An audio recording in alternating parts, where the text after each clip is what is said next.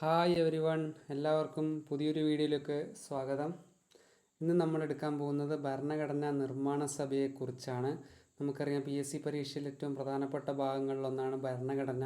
അതിൽ ഭരണഘടനയിൽ നിന്ന് ചോദിക്കുന്ന ഒരു പ്രധാനപ്പെട്ട ഭാഗമാണ് ഭരണഘടനാ നിർമ്മാണ സഭ. എല്ലാ പരീക്ഷ പേപ്പറിലും അറ്റ്ലീസ്റ്റ് ഒരു ചോദ്യമെങ്കിലും ഇതിൽ നിന്ന് ഉണ്ടാകും, മിനിമമാണ്. അപ്പോൾ നമ്മൾ ആദ്യമായിട്ടാണ് നിങ്ങൾ ഈ ചാനൽ കാണുന്നെങ്കിൽ ഒന്ന് സബ്സ്ക്രൈബ് ചെയ്യാനും ഷെയർ ചെയ്യാനും മറക്കല്ലേ. നമ്മൾ നേരിട്ട് ക്ലാസ്സിലേക്ക് തന്നെ കിടക്കുകയാണ്. ആദ്യമായി നമ്മൾ പറയാൻ പോകുന്ന ഭരണഘടനാ നിർമ്മാണ സഭ. ഈ ഭരണഘടനയെ പറ്റി പറയുമ്പോൾ നമുക്ക് ആദ്യം തന്നെ ഒരു കോട്ട് പറഞ്ഞ് തുടങ്ങാം അല്ലേ. എബ്രഹാം ലിങ്കൻ പറഞ്ഞ ഒരു കോട്ട് പറഞ്ഞാണ് നമ്മൾ ആദ്യം തന്നെ തുടങ്ങാൻ പോകുന്നത്. എന്താണ് അദ്ദേഹം പറഞ്ഞത്? ഭരണഘടനയെ തൊട്ടു കളിക്കരുത്, നമ്മുടെ സ്വാതന്ത്ര്യ സംരക്ഷണോപാധി അത് മാത്രമാണ്. അമേരിക്കൻ ഭരണഘടനയെ പറ്റി ഇങ്ങനെ അഭിപ്രായപ്പെട്ടതാരാണ്? എബ്രഹാം ലിങ്കനാണ്. അതായത് നമുക്കറിയാം, നമ്മുടെ പല ആശയങ്ങളും കടം കൊണ്ടിട്ടുള്ളത്, നമ്മുടെ ഭരണഘടന കടം കൊണ്ടിട്ടുള്ളത് അമേരിക്കയിൽ നിന്നാണല്ലേ, നമ്മുടെ പല ആശയങ്ങളും. അതുകൊണ്ട് തന്നെ അമേരിക്കൻ ഭരണഘടനയെ പറ്റി എബ്രഹാം ലിങ്കൻ പറഞ്ഞ വാക്കുകളാണിത്. അപ്പോൾ തന്നെ നമുക്ക് ഭരണഘടനയുടെ ഒരു പ്രാധാന്യം മനസ്സിലാവുന്നുണ്ട്. ഇനി നമ്മുടെ ഭരണഘടനയിലേക്ക് നമുക്ക് വരാം. ഭരണഘടനാ നിർമ്മാണ സഭ, അതായത് നമ്മുടെ ഭരണഘടനയിലേക്ക് നമുക്ക് വരാം. ഭരണഘടനാ നിർമ്മാണ സഭ എന്ന ആശയം ആദ്യമായി മുന്നോട്ട് വെച്ചതാരാണ്? MN റോയി ആണ് കേട്ടോ. MN റോയി ആണ്. 1934 MN റോയി ആണ്. 1934 MN റോയി ആണ് ആദ്യമായി ഭരണഘടനാ നിർമ്മാണ സഭ എന്ന ആശയം മുന്നോട്ട് വെച്ചത്. 1934 MN റോയി ആണ്. അടുത്തത്, ഇന്ത്യക്ക് സ്വന്തമായി ഭരണഘടന രൂപീകരിക്കാൻ കാരണമായ പദ്ധതി. ചോദ്യം ശ്രദ്ധിക്കണം. ഇന്ത്യക്ക് സ്വന്തമായി ഭരണഘടന രൂപീകരിക്കാൻ കാരണമായ പദ്ധതി വേവൽ പദ്ധതിയാണ്. 1945 വേവൽ പദ്ധതിയാണ്. 1945 വേവൽ പദ്ധതിയാണ്. ഇന്ത്യക്ക് സ്വന്തമായി ഭരണഘടന നിർമ്മാണ സഭ രൂപീകരിക്കാൻ കാരണമായ പദ്ധതി. നേരത്തെ നമ്മൾ ഭരണഘടന രൂപീകരിക്കാൻ കാരണമായ പദ്ധതിയാണ് വേവൽ പദ്ധതി. ഭരണഘടന നിർമ്മാണ സഭ രൂപീകരിക്കാൻ കാരണമായ പദ്ധതി ഏതാണ്? അത് 1946 ക്യാബിനറ്റ് മിഷനാണ് കേട്ടോ. 1946 ക്യാബിനറ്റ് മിഷനാണ്. 1946 ക്യാബിനറ്റ് മിഷനാണ്. അപ്പോൾ ഭരണഘടന നിർമ്മാണ സഭ രൂപീകരിക്കാൻ കാരണമായ പദ്ധതി ക്യാബിനറ്റ് മിഷനാണ്. അപ്പോൾ എന്താ ഈ ക്യാബിനറ്റ് മിഷൻ പദ്ധതി നമ്മൾ അറിയണം അല്ലേ. ഒന്നുമില്ല, അതിൻ്റെ ലക്ഷ്യം എന്ന് പറയുന്നത് ഇന്ത്യക്ക് പരമാധികാരം കൈമാറുന്നത് സംബന്ധിച്ച് ഇന്ത്യൻ നേതാക്കളുമായി ചർച്ച ചെയ്യാൻ നിയോഗിച്ച കമ്മീഷൻ. അതായത് ബ്രിട്ടീഷുകാർ വിചാരിക്കുകയാണ് ഇന്ത്യക്ക് പരമാധികാരം കൈമാറാം, അങ്ങനെ ഒരു സാഹചര്യം ഉടലെടുക്കുന്ന ഒരു സാഹചര്യത്തിൽ അങ്ങനെ ആവാൻ പോവുകയാണ്. ഇന്ത്യക്കൊരു സ്വതന്ത്ര രാജ്യമാവാൻ പറ്റുന്ന രീതിയിലേക്ക് കാര്യങ്ങൾ നീങ്ങിക്കൊണ്ടിരിക്കുകയാണ്. അപ്പോൾ ബ്രിട്ടീഷ് ഗവൺമെൻറ് തീരുമാനിക്കുകയാണ് ഇന്ത്യക്ക് പരമാധികാരം കൈമാറുന്നത് സംബന്ധിച്ച് ഇന്ത്യൻ നേതാക്കളുമായി ചർച്ച ചെയ്യാൻ ഒരു കമ്മീഷൻ നിയമിക്കണമെന്ന്. അങ്ങനെ നിയമിച്ച കമ്മീഷനാണ് ക്യാബിനറ്റ് മിഷൻ പദ്ധതി. Cabinet mission. ഈ ക്യാബിനറ്റ് മിഷനിൽ 3 അംഗങ്ങളാണ് ഉണ്ടായിരുന്നത്. ക്യാബിനറ്റ് മിഷനിൽ 3 അംഗങ്ങളാണ് ഉണ്ടായിരുന്നത്. 3 അംഗങ്ങൾ ആരൊക്കെയാണത്? ഒന്ന് പെദ്വിക് ലോറൻസ് ആണ് ചെയർമാൻ കേട്ടോ. പെദ്വിക് ലോറൻസ് ആണ് ചെയർമാൻ. മറ്റൊരംഗം AV അലക്സാണ്ടർ. മറ്റൊരംഗമാരാണ് സ്റ്റാൻഫോർഡ് ക്രിപ്സ്. അപ്പം 3 അംഗങ്ങളാണ് ഉണ്ടായിരുന്നത്. ഒന്ന് പെദ്വിക് ലോറൻസ് ചെയർമാൻ, മറ്റൊരാൾ AV അലക്സാണ്ടർ, മറ്റൊരാൾ സ്റ്റാൻഫോർഡ് ക്രിപ്സ്. ഈ 3 അംഗങ്ങളാണ് ക്യാബിനറ്റ് മിഷനിൽ 1946 രൂപീകരിച്ച ക്യാബിനറ്റ് മിഷനിലെ അംഗങ്ങൾ. ഈ 3 പേരാണ്. ഈ ക്യാബിനറ്റ് മിഷനെ നിയമിച്ച ബ്രിട്ടീഷ് പ്രധാനമന്ത്രി ആരാണ്? ക്ലെമന്റ് ആറ്റ്ലി ആണ് കേട്ടോ. നമുക്ക് ഇന്ത്യക്ക് സ്വാതന്ത്ര്യം ലഭിക്കുമ്പോഴും ബ്രിട്ടീഷ് പ്രധാനമന്ത്രി ക്ലെമന്റ് ആറ്റ്ലി ആണ്. 1946 ക്യാബിനറ്റ് മിഷനെ നിയമിച്ച പ്രധാനമന്ത്രിയും ക്ലെമന്റ് ആറ്റ്ലി ആണ്. അദ്ദേഹം ലേബർ പാർട്ടിയുടെ നേതാവാണ്. അത് ഓർത്തിരിക്കുക, ലേബർ പാർട്ടിയുടെ നേതാവാണ്.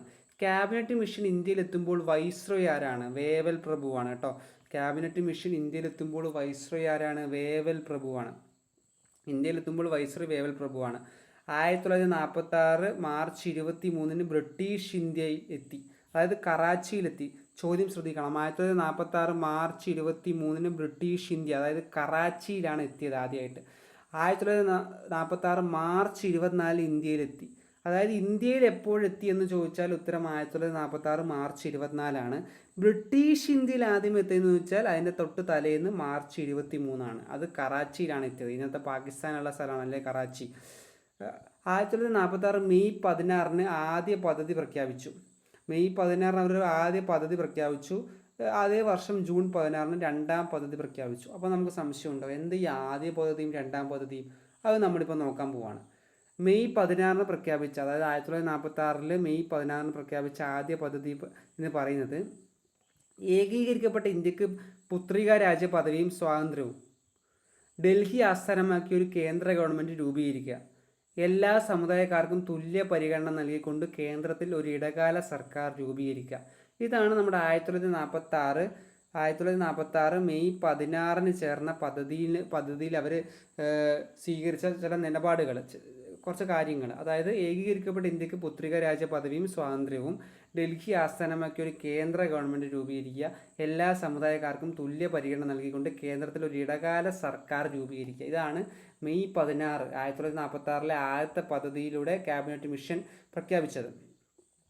ഇനി ജൂൺ 16 രണ്ടാമത്തെ പദ്ധതി അല്ലേ, 1946 ജൂൺ 16 രണ്ടാം പദ്ധതിയിൽ എന്താണ് പ്രഖ്യാപിച്ചത്? ഹിന്ദു ഭൂരിപക്ഷമുള്ള ഇന്ത്യ എന്നും മുസ്ലിം ഭൂരിപക്ഷമുള്ള ഇന്ത്യ എന്നും വിഭജിക്കാൻ പദ്ധതി തയ്യാറാക്കി. ഹിന്ദു ഭൂരിപക്ഷമുള്ള ഇന്ത്യ എന്നും മുസ്ലിം ഭൂരിപക്ഷമുള്ള ഇന്ത്യ എന്നും വിഭജിക്കാൻ പദ്ധതി തയ്യാറാക്കി. ക്യാബിനറ്റ് മിഷൻ ബ്രിട്ടനിലേക്ക് തിരിച്ചു പോയത്, അതായത് ക്യാബിനറ്റ് മിഷൻ ബ്രിട്ടനിലേക്ക് തിരിച്ചു പോയതെന്നാണ് 1946 ജൂൺ 29 അല്ലേ, 1946 ജൂൺ 29 അവർ ബ്രിട്ടീഷ് ഇന്ത്യയിൽ 1946 മാർച്ച് 23 ഇന്ത്യയിൽ മാർച്ച് 24 ഡൽഹിയിൽ അവർ തിരിച്ചു പോയത് 1946 ജൂൺ 29 അവർ തിരിച്ചു പോയി. ഇതുമായി ബന്ധപ്പെട്ട് ഇടക്കാല ഗവൺമെൻറ് നിലവിൽ വന്നതെന്നാണ് 1946 സെപ്റ്റംബർ 2 കേട്ടോ. 1946 സെപ്റ്റംബർ 2 ഇടക്കാല ഗവൺമെൻറ് നിലവിൽ വന്നത്. ഇനി നമ്മുടെ പ്രധാനപ്പെട്ട ടോപ്പിക്, നമ്മുടെ ഭരണഘടനാ നിർമ്മാണ സഭയുടെ ഘടന. നമ്മളിപ്പം ഭരണഘടനാ നിർമ്മാണ സഭ എങ്ങനെ വന്നു എന്നുള്ളതൊക്കെ, എങ്ങനെയാണ് അത് ക്യാബിനറ്റ് മിഷൻ പദ്ധതിയാണ് അത് വേണമെന്ന് പറഞ്ഞത്, ക്യാബിനറ്റ് മിഷൻ പദ്ധതി എന്താണെന്ന് നമ്മൾ പറഞ്ഞു. ഇനി നമ്മൾ നേരിട്ട് നമ്മുടെ ഭരണഘടനാ നിർമ്മാണ സഭയുടെ ഘടനയിലേക്ക് പോവുകയാണ്. രൂപീകരിച്ചത് 1946 രൂപീകരിച്ചത് 1946 പിരിച്ചുവിട്ടതെന്നാണ് 1950 ജനുവരി 25 ശ്രദ്ധിക്കണം, 1950 ജനുവരി 25 തുടക്കത്തിലെ അംഗസംഖ്യ 389. തുടക്കത്തിലെ അംഗസംഖ്യ 389. അതിൽ എലക്റ്റഡ് ആയിട്ടുള്ളവർ എത്ര പേരാണ്? തിരഞ്ഞെടുത്തവർ എത്ര പേരാണ്? 296 പേരാണ് കേട്ടോ. നാമനിർദ്ദേശം ചെയ്യപ്പെട്ടത്, നോമിനേറ്റ് ചെയ്യപ്പെട്ടത് എത്ര പേരാണ്? 93.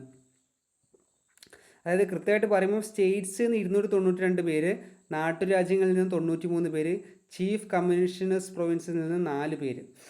ഇങ്ങനെ മൊത്തം എത്ര പേരായി? ഇങ്ങനെ മൊത്തം 389 പേരാണ് ഭരണഘടനാ നിർമ്മാണ സഭയിലെ അംഗസംഖ്യ.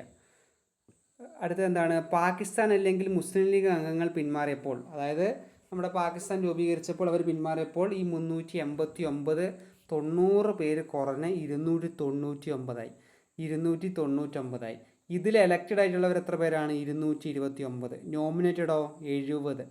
ആകെ വനിതകൾ 17 കേട്ടോ. ആകെ വനിതകൾ 17. പാകിസ്ഥാൻ പിന്മാറിയപ്പോൾ, അതായത് പാകിസ്ഥാൻ സ്വതന്ത്ര രാജ്യമായി മാറിയപ്പോൾ അത് 15.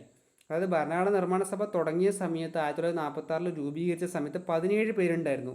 അന്ന് ഇന്ത്യ പാകിസ്ഥാൻ വിഭജനം നടന്നിട്ടില്ല.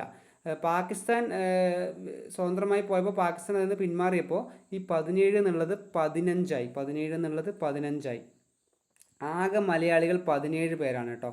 ആകെ മലയാളികൾ 17 പേരാണ്. മദ്രാസിൽ നിന്ന് 9 ആൾ, തിരുവിതാംകൂർ 6, യുണൈറ്റഡ് പ്രൊവിൻസ് 1, കൊച്ചി 1. ആകെ മലയാളികൾ 17 പേര്. യുണൈറ്റഡ് പ്രൊവിൻസിലെ മലയാളി അംഗമാരായിരുന്നു യുണൈറ്റഡ് പ്രൊവിൻസസ്? അത് ചോദിക്കാൻ സാധ്യതയുണ്ട്. കാരണം യുണൈറ്റഡ് പ്രൊവിൻസിൽ ഒരാളെ ഉണ്ടായിരുന്നുള്ളൂ. അപ്പോൾ അതാരാണെന്ന് ചോദിക്കാനുള്ള സാധ്യത കൂടുതലാണ്. ജോൺ മത്തായി ആണ് കേട്ടോ. ജോൺ മത്തായി ആണ്. കൊച്ചിയും ഒരാളേ ഉള്ളൂ. കൊച്ചിയിലെ മലയാളി അംഗമാരായിരുന്നു പനമ്പിള്ളി ഗോവിന്ദ മേനോനാണ്. കാരണം മദ്രാസിൽ നിന്ന് 9 ഉണ്ട്, തിരുവിതാംകൂറിൽ നിന്ന് 6 ഉണ്ട്. യുണൈറ്റഡ് പ്രൊവിൻസിൽ നിന്നും കൊച്ചിയിൽ നിന്നും ഓരോരാൾ വെച്ചേ ഉള്ളൂ. അപ്പോൾ അതാരാണെന്ന് ചോദിക്കാനുള്ള സാധ്യത കൂടുതലാണ്. ഇനി അടുത്തൊരു പ്രധാനപ്പെട്ട ചോദ്യം ചോദിക്കാൻ സാധ്യത മലയാളി വനിതാ അംഗങ്ങൾ എത്ര പേരായിരുന്നു എന്നുള്ളതാണ്. ആകെ 17 മലയാളികൾ, അതിൽ 3 വനിതാ അംഗങ്ങൾ ഉണ്ടായിരുന്നു. ആരൊക്കെയാണ്? ആനി മസ്ക്രീൻ തിരുവിതാംകൂർ, ദാക്ഷായണി വേലായുധൻ നമ്മൾ ഒരുപാട് കേട്ടിട്ടുണ്ട് അല്ലേ. ആനി മസ്ക്രീനും കേട്ടിട്ടുണ്ട്, ദാക്ഷായണി വേലായുധനും നമ്മൾ കേട്ടിട്ടുണ്ട്. ദാക്ഷായണി വേലായുധൻ എവിടെ നിന്നാണ്? മദ്രാസിൽ നിന്നാണ്. അമ്മു സ്വാമിനാഥൻ മദ്രാസ് തന്നെ. അപ്പം 3 മലയാളി വനിതകളാണ്. ആനി മസ്ക്രീൻ തിരുവിതാംകൂറാണ്. ദാക്ഷായണി വേലായുധനും അമ്മു സ്വാമിനാഥനും മദ്രാസിൽ നിന്നാണ്. അംബേദ്കർ പ്രതിനിധാനം ചെയ്തത് എവിടെ നിന്നാണ്? അതും ചോദിക്കാം. കാരണം നമ്മുടെ ഇന്ത്യൻ ഭരണഘടനയുടെ ഒരു ശില്പി, ഇന്ത്യൻ ഭരണഘടനയുടെ പിതാവ് എന്നറിയപ്പെടുന്ന അംബേദ്കർ പ്രതിനിധാനം ചെയ്ത സ്ഥലം എവിടെ നിന്നാണ് എന്ന് ചോദിക്കാനുള്ള സാധ്യതയുണ്ട്. അതെവിടെ നിന്നാണ്? ബംഗാളാണ് കേട്ടോ. ബംഗാളാണ്. ഏറ്റവും കൂടുതൽ തിരഞ്ഞെടുക്കപ്പെട്ട അംഗങ്ങൾ എവിടെ നിന്നാണ്? യുണൈറ്റഡ് പ്രൊവിൻസസിൽ നിന്നാണ്. ഏറ്റവും കൂടുതൽ തിരഞ്ഞെടുത്ത അംഗങ്ങൾ യുണൈറ്റഡ് പ്രൊവിൻസസിൽ നിന്നാണ് കേട്ടോ. ഏറ്റവും കൂടുതൽ തിരഞ്ഞെടുത്ത അംഗങ്ങൾ യുണൈറ്റഡ് പ്രൊവിൻസസ് ആണ്. ഏറ്റവും കൂടുതൽ നോമിനേറ്റഡ് അംഗങ്ങൾ ഏത് സ്ഥലത്തു നിന്നായിരുന്നു? മൈസൂർ. ഏറ്റവും കൂടുതൽ നോമിനേറ്റഡ് അംഗങ്ങൾ മൈസൂരാണ്. ഏറ്റവും കൂടുതൽ നോമിനേറ്റഡ് അംഗങ്ങൾ, ഏറ്റവും കൂടുതലുള്ള മതവിഭാഗം അത് ഹിന്ദുവാണ്. ഏറ്റവും കൂടുതൽ മതവിഭാഗം ഹിന്ദുവാണ്. രാഷ്ട്രീയ പാർട്ടി ആരാണ്? Indian national Congress. 1855 രൂപീകരിച്ച ഇന്ത്യൻ നാഷണൽ കോൺഗ്രസ് ആണ്, അതായത് ഒരു ഭൂരിപക്ഷം ആയിട്ടുള്ളത്. ഭരണഘടനയുടെ ആദ്യ കോപ്പിയിൽ ഒപ്പുവെച്ച അംഗങ്ങളുടെ എണ്ണം വളരെ പ്രധാനപ്പെട്ടതാണ്. ഭരണഘടനയുടെ ആദ്യ കോപ്പിയിൽ ഒപ്പുവെച്ച അംഗങ്ങളുടെ എണ്ണം 284 284. അന്ന് 15 വനിതകൾ ഉണ്ടായിരുന്നു. 15 വനിതകൾ അംഗങ്ങൾ ഒപ്പുവെച്ചത് എന്നാണ്? 1950 ജനുവരി 24. 1950 ജനുവരി 24. എന്നാൽ ഈ ഭരണഘടനാ നിർമ്മാണ സഭ പിരിച്ചുവിട്ടത് 1950 ജനുവരി 25. അത് മാറിപ്പോകരുത്. അംഗങ്ങൾ ആദ്യമായി ഭരണഘടനയുടെ കോപ്പിയിൽ ഒപ്പുവെച്ചത് 254 പേരാണ്. 15 വനിതകളുണ്ട്. അംഗങ്ങൾ ഒപ്പുവെച്ച ദിവസം എന്നാണ്? 1950 ജനുവരി 24. തൊട്ടടുത്ത ദിവസം ജനുവരി 22 ഭരണഘടനാ നിർമ്മാണ സഭ പിരിച്ചുവിട്ടു. ഇനി നമ്മൾ ഭരണഘടനാ നിർമ്മാണ സഭയുടെ ആദ്യ യോഗം അത് എപ്പോഴും ചോദിക്കുന്നതാണ്. ആരംഭിച്ചതെന്നാണ്? 1946 ഡിസംബർ 9 മുതൽ 23 വരെയായിരുന്നു ആദ്യ യോഗം ചേർന്നത്. 1946 ഡിസംബർ 9 മുതൽ ഡിസംബർ 23 വരെ. യോഗസ്ഥലം എവിടെയാണ്? പാർലമെൻറ്റ് സെൻട്രൽ ഹാളാണ്. പാർലമെൻറ്റ് സെൻട്രൽ ഹാൾ, അതായത് ഡൽഹി കോൺസ്റ്റിറ്റ്യൂഷൻ ഹാള്. പങ്കെടുത്ത അംഗസംഖ്യ 207 പേര്. അന്ന് 207 പേര് പങ്കെടുത്തു. 207 പേര് പങ്കെടുത്തു. 9 വനിതകൾ. ആദ്യ അധ്യക്ഷൻ എന്ന് പറയുന്നത് താൽക്കാലിക അധ്യക്ഷനാണ്. ഡോക്ടർ സച്ചിദാനന്ദ സിൻഹയാണ്. ആദ്യത്തെ താൽക്കാലിക അധ്യക്ഷൻ ഡോക്ടർ സച്ചിദാനന്ദ സിൻഹയാണ്. പ്രായാടിസ്ഥാനത്തിൽ ചെയർമാനായ വ്യക്തി ഡോക്ടർ സച്ചിദാനന്ദ സിൻഹ. അതായത് നമ്മൾക്ക് അങ്ങനെയാണല്ലോ, ഒരു യോഗം ആദ്യമായി ചേരുമ്പോൾ നമ്മളൊരു താൽക്കാലിക അധ്യക്ഷൻ, ഒരു പക്ഷേ അതിൽ പ്രായം കൂടിയ ഒരാളെ നമ്മൾ ചെയർമാനാക്കുന്ന ഒരു രീതിയുണ്ട്. അങ്ങനെ താൽക്കാലിക അധ്യക്ഷനെ സച്ചിദാനന്ദ സിൻഹ വന്നു. തിരഞ്ഞെടുത്ത സ്ഥിരം അധ്യക്ഷൻ, അങ്ങനെ ഭരണഘടനാ നിർമ്മാണ സഭയ്ക്ക് ഒരു പെർമനൻറ്റ് പ്രസിഡന്റ്, ഒരു പെർമനൻറ്റ് അധ്യക്ഷൻ ഉണ്ടാവുകയാണ്. ആരാണത്? ഡോക്ടർ രാജേന്ദ്ര പ്രസാദ്. 1946 ഡിസംബർ 11 മുതലാണ് കേട്ടോ. അതായത് 1946 ഡിസംബർ 9 ആദ്യ യോഗം ചേരുന്നത്. 2 ദിവസം കഴിഞ്ഞപാട് തന്നെ ഡിസംബർ 11 ഭരണഘടനാ നിർമ്മാണ സഭയ്ക്ക് ഒരു സ്ഥിരം അധ്യക്ഷൻ ഉണ്ടായി. ഡോക്ടർ രാജേന്ദ്ര പ്രസാദാണ്. ഉപാധ്യക്ഷൻ, വൈസ് പ്രസിഡന്റായി ആരാണ് വന്നത്? ഉപാധ്യക്ഷൻ ആരാണ്? ഉപാധ്യക്ഷൻ എച്ച് സി മുഖർജിയാണ്. നിയമോപദേഷ്ടാവ് ആരാണ്? B N Rao. നിയമോപദേഷ്ടാവ് ബി എൻ റാവു. ആദ്യ യോഗത്തെ അഭിസംബോധന ചെയ്ത വ്യക്തി ആരാണ്? ആചാര്യ ജെ പി കൃപലാണിയാണ്. ആദ്യ യോഗത്തെ അഭിസംബോധന ചെയ്ത വ്യക്തി Acharya J P Kripalani. Chief draftsman ആരാണ്? ഡ്രാഫ്റ്റ്സ്മാൻ എസ് എൻ മുഖർജിയാണ്. ഭരണഘടനാ നിർമ്മാണ സഭയുടെ സെക്രട്ടറി ആരാണ്? എച്ച് വി ആർ അയ്യങ്കാറാണ്. ഇന്ത്യൻ ഭരണഘടന പൂർത്തിയാക്കാനെടുത്ത സമയം 2 വർഷം 11 മാസം 17 ദിവസമാണ് കേട്ടോ. 2 വർഷം 11 മാസം 17 ദിവസം. ചില സ്ഥലങ്ങളിൽ 18 ദിവസമൊന്നും കാണുന്നുണ്ട്. അത് രണ്ടും ഏതാണ്ട് ശരി തന്നെയാണ്. 2 വർഷം 11 മാസം 17 ദിവസം. ഭരണഘടനാ നിർമ്മാണ സഭയുടെ സെക്ഷനുകളുടെ എണ്ണം, ഇത് വളരെ പ്രധാനപ്പെട്ടതാണ്. പലരും ഇത് പഠിക്കാൻ സാധ്യത കുറവ്, അതായത് ചിലപ്പോൾ അവരുടെ ശ്രദ്ധയിൽ പെടാതൊരു ചോദ്യമാണ്. എത്ര സെഷനുകൾ ഉണ്ടായിരുന്നു എന്നുള്ളത്? 11 സെഷനായിട്ട് 165 ദിവസമാണ്. 165 ദിവസമാണ് ഭരണഘടനാ നിർമ്മാണ സഭ യോഗം ചേർന്നിട്ടുള്ളത്. അത് 11 സെഷനുകളിലായാണ്. ആദ്യ സെഷൻ നടന്നത് നമ്മൾ പറഞ്ഞു 1946 ഡിസംബർ 9 മുതൽ ഡിസംബർ 23 വരെ. 11ാമത് അല്ലെങ്കിൽ അവസാന സെഷൻ നടന്നത് എപ്പോഴായിരുന്നു? 1949 നവംബർ 14 മുതൽ നവംബർ 26 വരെ. അവസാന യോഗം നടന്നത് 1950 ജനുവരി 24 കേട്ടോ. ഇന്ത്യൻ ഭരണഘടനാ നിർമ്മാണ സഭ അംഗീകരിച്ചത് എന്നാണ് ഇന്ത്യൻ ഭരണഘടന 1949 നവംബർ 26 നിലവിൽ വന്നത് 1950 ജനുവരി 26 അല്ല, നിലവിൽ വന്നത് 1950 ജനുവരി 26 അത് അംഗീകരിച്ചതാണ് 1949 നവംബർ 26. ഈ നവംബർ 26 നിയമദിനം, ഭരണഘടനാ ദിനമായൊക്കെ ആചരിക്കുന്നുണ്ട് കേട്ടോ. അത് പ്രഖ്യാപിച്ചതെന്നാണ്? അത് അന്നേരം മുതലൊന്നും പ്രഖ്യാപിച്ചിട്ടില്ല. 2015 ഒക്ടോബർ 11, അതായത് 11 വർഷമായുള്ളൂ അത് പ്രഖ്യാപിച്ചിട്ട്. നവംബർ 26 നിയമദിനമാണ്, ഭരണഘടനാ ദിനമാണ്. ആദ്യമേ ആചരിച്ചു തുടങ്ങിയത് 2015 മുതൽ നമ്മൾ പറഞ്ഞു. ഇന്ത്യൻ ഭരണഘടന നിലവിൽ വന്നത് 1950 ജനുവരി 26, അതും നമ്മൾ പറഞ്ഞു. ഇനി നമ്മൾ പറയാൻ പോകുന്നത് ഭരണഘടനാ നിർമ്മാണ സഭയുടെ കമ്മിറ്റികളും ചെയർമാൻമാരും. ഈ ഭരണഘടനാ നിർമ്മാണ സഭയിൽ ഓരോരുത്തർക്കും ഒരു കമ്മിറ്റിയുടെ ചാർജ് കൊടുത്തു അല്ലേ.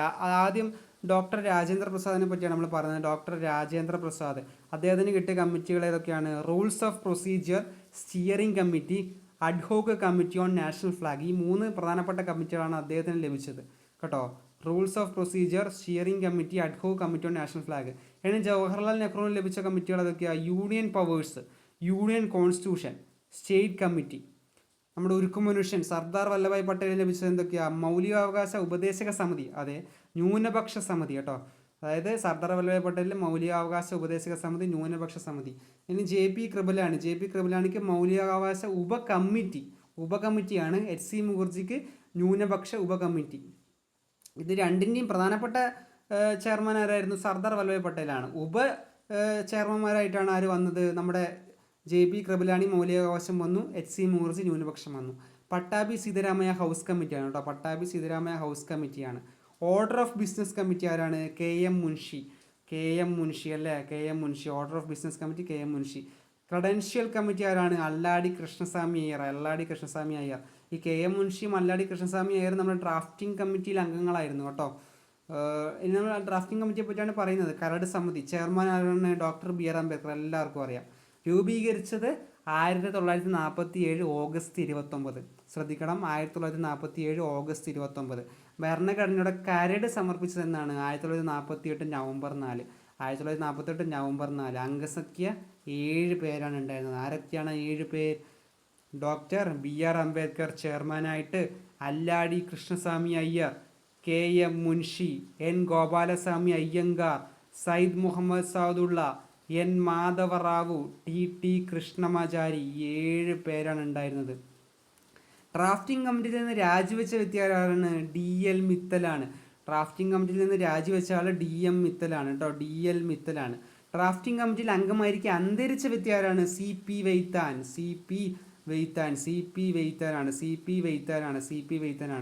അടുത്തത് ഇന്ത്യൻ ഭരണഘടനയുടെ പിതാവ് നമുക്കറിയാം, BR അംബേദ്കർ, എല്ലാവർക്കും അറിയാം.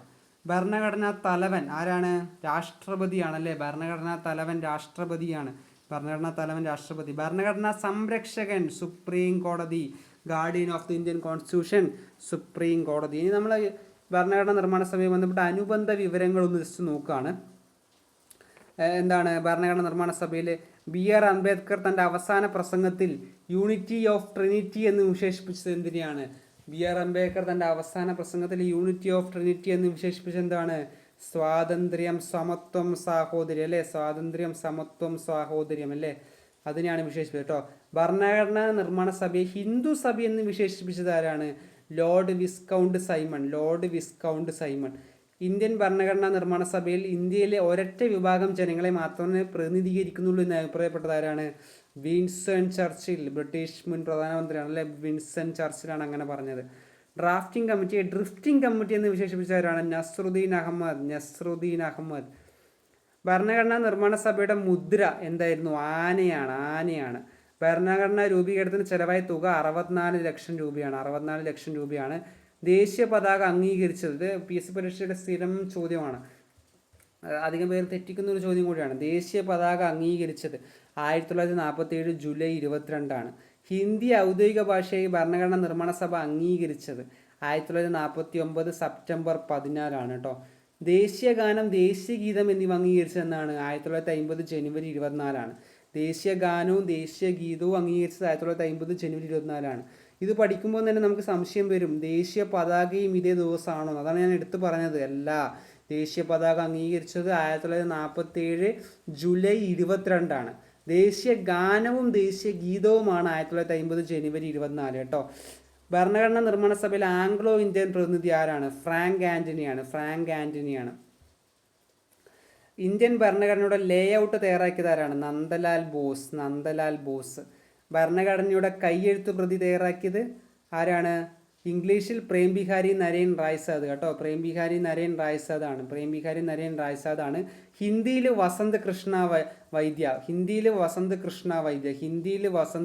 വൈദ്യ. ലോ ഓഫ് ലാൻഡ് എന്നറിയപ്പെടുന്നത് എന്താണ്? ഭരണഘടനയാണ്. അറിയാം, ലോ ഓഫ് ലാൻഡ് എന്നറിയപ്പെടുന്നത് ഭരണഘടനയാണ്. ഇന്ത്യൻ ഭരണഘടന നിലവിൽ വരുമ്പോഴുള്ള ഭാഗം 22 ഭാഗങ്ങളുണ്ട്, 8 പട്ടികയുണ്ട്, 395 ആർട്ടിക്കിൾ ഉണ്ട്. ഇതാണ് ഇന്ത്യൻ ഭരണഘടന നിലവിൽ വരുമ്പോഴുള്ള. ഇതിപ്പോഴെല്ലാം മാറിയിട്ടുണ്ടല്ലേ, ഇപ്പോൾ ഇതെല്ലാം മാറിയിട്ടുണ്ട്, അത് നമുക്കറിയാം. ഇന്ത്യൻ ഭരണഘടന നിലവിൽ വരുമ്പോൾ 22 ഭാഗം, 8 പട്ടിക, 395 അനുച്ഛേദം എന്നിവയാണ് ഉള്ളത്. അപ്പോൾ ഇതൊക്കെയാണ് നമുക്ക് ഇന്ത്യൻ ഭരണഘടനയുടെ നിർമ്മാണ സഭയുമായി ബന്ധപ്പെട്ട് പ്രധാനപ്പെട്ട കാര്യങ്ങളായിട്ട് പറയാനുള്ളത് നമ്മൾ ഓൾമോസ്റ്റ് എല്ലാം കവർ ചെയ്തിട്ടുണ്ട്. നിങ്ങൾക്ക് ഈ ക്ലാസ് ഇഷ്ടപ്പെടുകയാണെങ്കിൽ എല്ലാവരും ഒന്ന് സബ്സ്ക്രൈബ് ചെയ്യാനും ലൈക്ക് ചെയ്യാനും മറക്കല്ലേ. വീണ്ടും ഒരു അടുത്ത വീഡിയോയുമായി ഉടൻ തന്നെ കാണാം. എല്ലാവർക്കും നന്ദി.